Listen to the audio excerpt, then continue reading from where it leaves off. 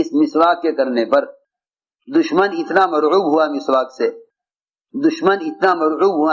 سے کہ میدان چھوڑ کر بھاگا. فرماتے تھے اللہ رب العزت نے قیامت تک کے لیے وہ رعب جس سے آپ کی مدد کی ہے وہ رعب سنتوں میں رکھ دیا ہے. اس بات کو میں اس لیے سمجھانا چاہتا تھا کہ یوں طبیعتیں الجھی ہوئی ہیں لوگوں کی کہ دعوت اور تبلیغ کو کسی مخصوص طریقے کے ساتھ مربوط نہیں کرنا چاہیے.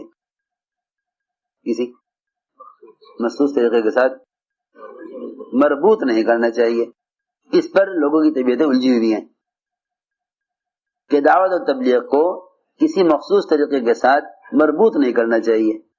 حالانکہ جس طرح حضور اکرم صلی اللہ علیہ وسلم کی استنجے کی لائن کی سنت قیامت تک کے لیے بدلے گی نہیں، اس طرح آپ کی دعوت کی سنت بھی قیامت تک بدلے گی نہیں.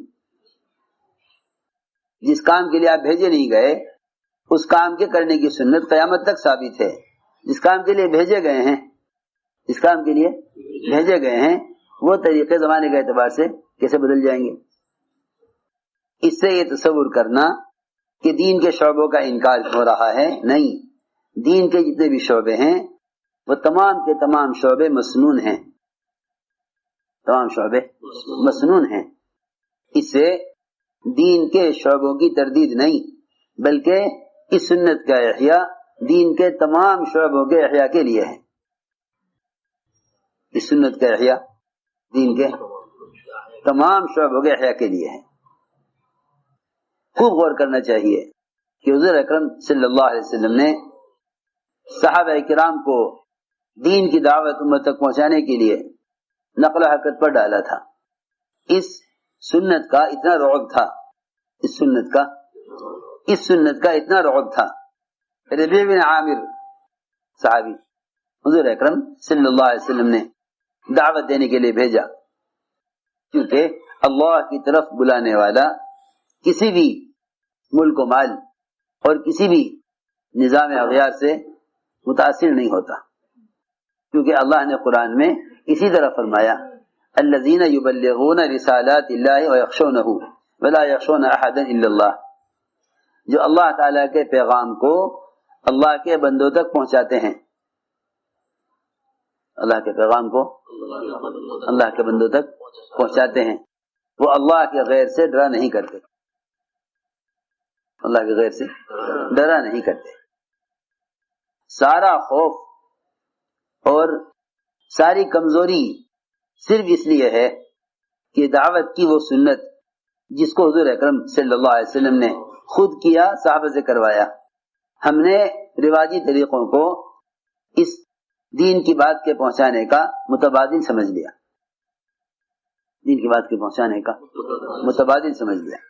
یہ اصل وجہ ہے مسلمان کے مرعوب ہونے کی، ورنہ اللہ کا وعدہ ہے الذین یبلغون رسالات اللہ ویخشونہ ولا یخشون احدا الا اللہ. اللہ رب العزت دین کی دعوت دینے والوں کے دلوں سے اپنے غیر کا رعب نکال دیتے ہیں. یہ ربیع بن عامر پہنچے، پہلی بات تو شہر سے باہر روک دیا گیا کہ آپ کو جو کہنا ہے ہم آپ کی بات پہنچائیں گے، بادشاہ تک آپ نہیں آ سکتے. کہا کہ نہیں، ہم براہ راست بات کریں گے. دعوت وہ ہے جو آدمی خود دعوت دے. ربیع بن عامر اس بات پر راضی نہ ہوئے کہ میرے بادشاہ کے درمیان کوئی ذریعہ ہو. جا کے بادشاہ سے کہا گیا، وہ تو اس پر تیار نہیں. کہا کہ آنے دو. وہاں آگے چلے، اس نے کہا کہ سواری بدلو، یہ سواری ہمارے شہر میں نہیں چلے گی. فرمایا کہ دیکھو میں تو اپنی اسی سواری پر بادشاہ تک جاؤں گا، میں سواری نہیں بدلوں گا. اس لیے کہ اگر ہم کسی کو دعوت دینے کے لیے، سنو بات دھیان سے، اگر ہم کسی کو دعوت دینے کے لیے ان کے طریقوں کو اس لیے اختیار کریں تاکہ وہ لوگ ہماری بات سے متاثر ہو جائیں، تو یہ باطل خیال ہے. یہ باطل خیال ہے. اگر ہم کسی کو دعوت دینے کے لیے ان کے طریقے اختیار کریں، میں جو کہہ رہا ہوں میری بات بہت توجہ سننا.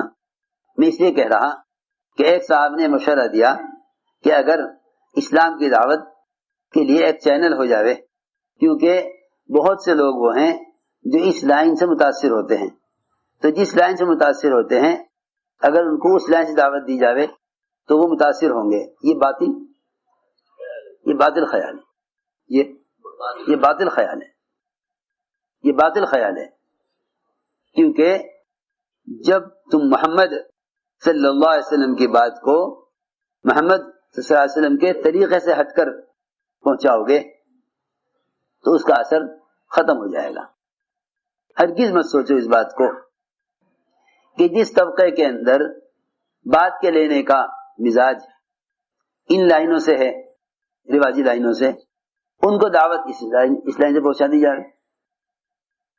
میں کیا بتاؤں، جب عبد الرحمن العوف رضی اللہ تعالیٰ عنہ نے حضرت عمر سے کہا امیر المومنین ایک بات تو یہ ہے کہ آپ کرتا بدل لیں، اپنا کرتا بدل لیں، آپ کے کرتے پر پیون بہت لگے ہوئے ہیں اور یہ کرتا بدل دیں. اس وقت یہاں ساری فوجیں آپ کا استقبال کریں گی. یہاں کا معیار مدینے کے معیار سے بہت بلند ہے. یہاں آپ کا اس طرح داخل ہونا ملک میں کہ جوتے آپ نے بائیں ہاتھ میں لٹکائے ہوئے ہیں اور موزے اتار کر کندھے پر لٹکائے ہوئے ہیں، ننگے سر ہیں، سر پر کیوں ہے تمہارے کے سر بال سامنے کے حصے پہ نہیں تھے تو سورج چمک رہا تھا تمہارے کے سر میں. اس طرح سے اگر آپ داخل ہوں گے تو ذرا ہمیں شرم آئے گی. اس لیے ذرا مناسب معلوم ہوتا ہے کہ ان لوگوں کو متاثر کرنے کے لیے ایک تو آپ ان کے گھوڑے پر سوار ہوں تاکہ وہ آپ کا مذاق نہ اڑاویں یہ دیکھ کر کہ ہمارے یہاں تو ایسے عمدہ اونچے اونچے ترکی گھوڑے اور یہ خچر پر ذرا اچھا معلوم نہیں ہوتا. کہیں گے لو یہ تمہارے امیر ہیں. حضرت نے فرمایا اے عبد الرحمن اگر تیرے سوا اس بات کو کوئی اور کہتا، کوئی اور کہتا تو میں کہتا بیچارہ نیا آدمی ہے، اسلام کے مزاج سے واقف نہیں ہے، بیچارہ نیا آدمی ہے، اسلام کے مزاج سے واقف نہیں ہے، اس لیے یہ بات کر رہا. جیسے ہی کرتا بدلا ان کے اصرار پر فوراً اندری کیفیت بدل گئی. فرمایا میرا وہی کرتا دے دو. مجھے اس کرتے کے بدلتے ہی اپنی کیفیت بدلی ہوئی محسوس ہو رہی ہے. پھر کہا کہ اچھا تو اتنا تو کر لیجئے کہ اس سواری پر سوار ہو جائیں. سواری بدلی اصرار کرنے پر تو سواری پر بیٹھ کر کہنے لگے کہ سنا تو بہت تھا کہ شیطان پر شیطان سوار ہوتا ہے، آج بیٹھ کر اندازہ ہوا.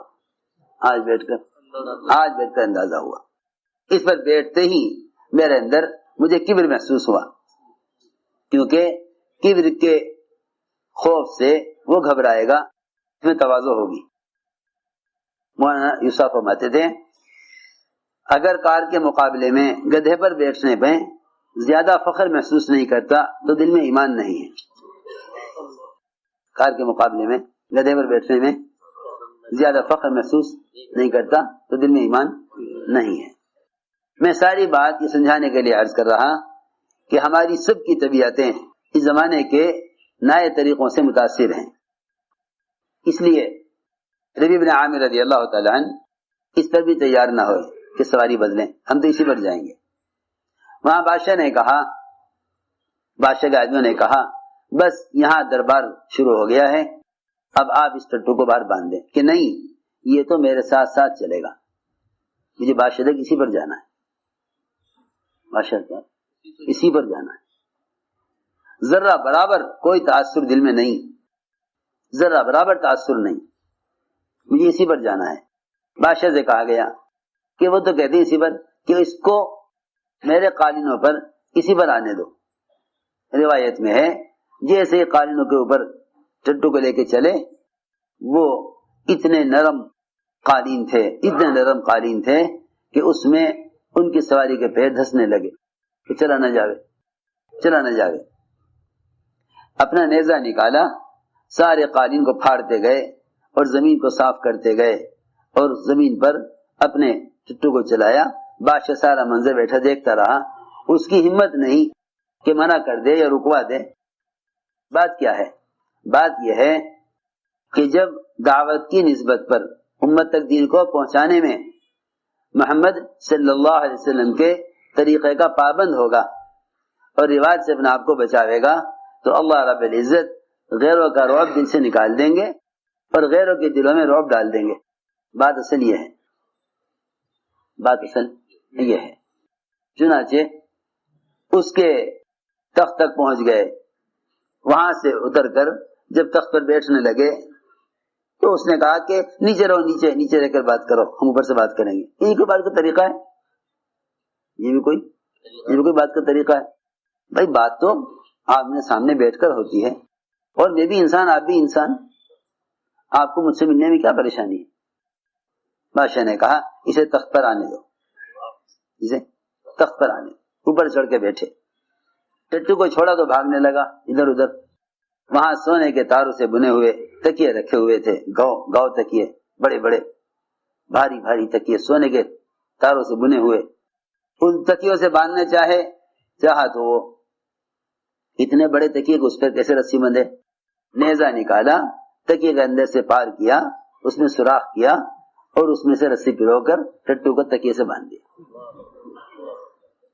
یہ کر کے چڑھے تخت پر، بیٹھ کے بات کی۔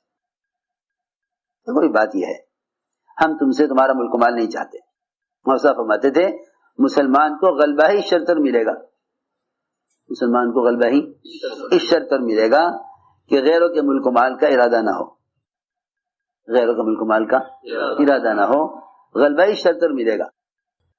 اگر تمہارے دل میں غیروں کے ملک و مال کا ارادہ ہے تو پھر تمہارے دل کی ہدایت کا جذبہ نہیں ہے، اور جس قوم کی ہدایت کے جذبے سے مسلمانوں کے دل خالی ہو جائیں ایسے مسلمان مغلوب ہو کر رہیں گے۔